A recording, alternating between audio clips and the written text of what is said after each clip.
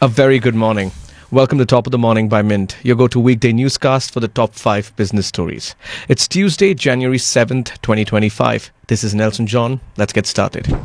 The Indian stock market tumbled on Monday, with benchmark indices Sensex and Nifty 50 both plunging over 1.5% as widespread selling gripped the market. Investor sentiment was rattled by reports of a new virus outbreak in China, fueling fresh concerns. India's real estate sector is poised for an eventful year.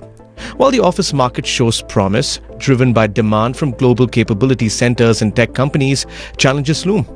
A shortage of premium office spaces in key markets like Mumbai and Bangalore could hamper growth unless new, high-quality projects come online.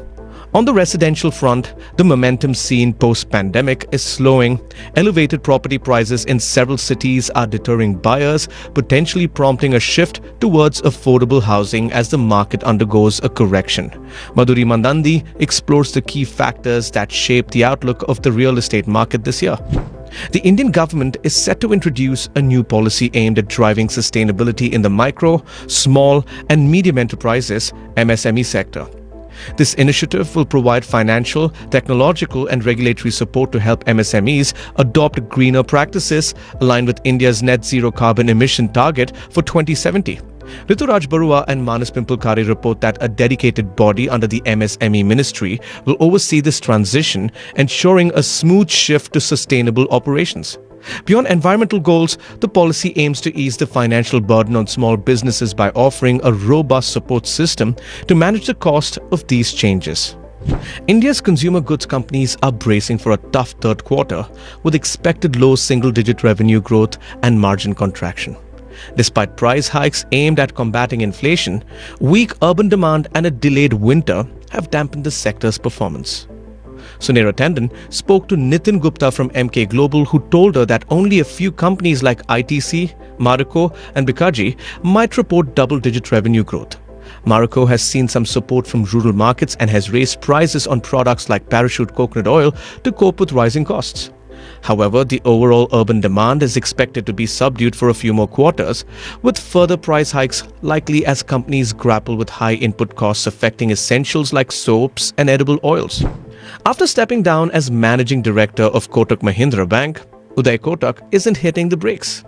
Instead, he's channeling his energy into USK Capital, his family office, where he's focusing on investing in businesses with long-term growth potential and mentoring the next generation of business leaders.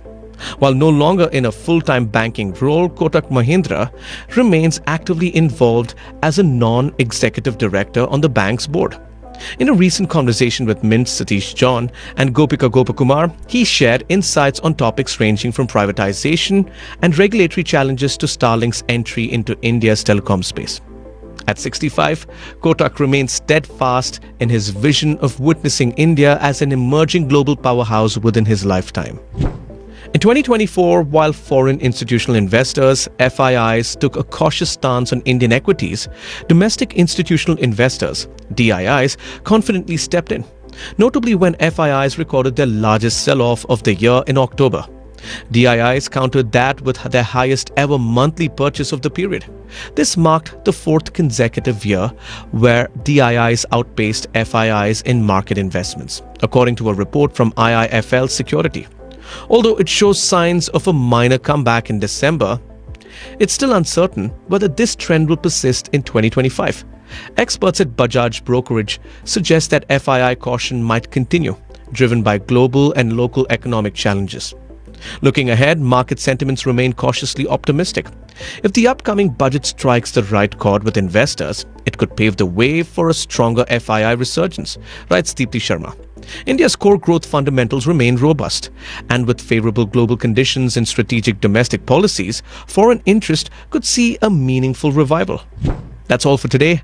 You can also listen to the Top of the Morning as a podcast uploaded every weekday at 6 a.m. Make sure you check it out.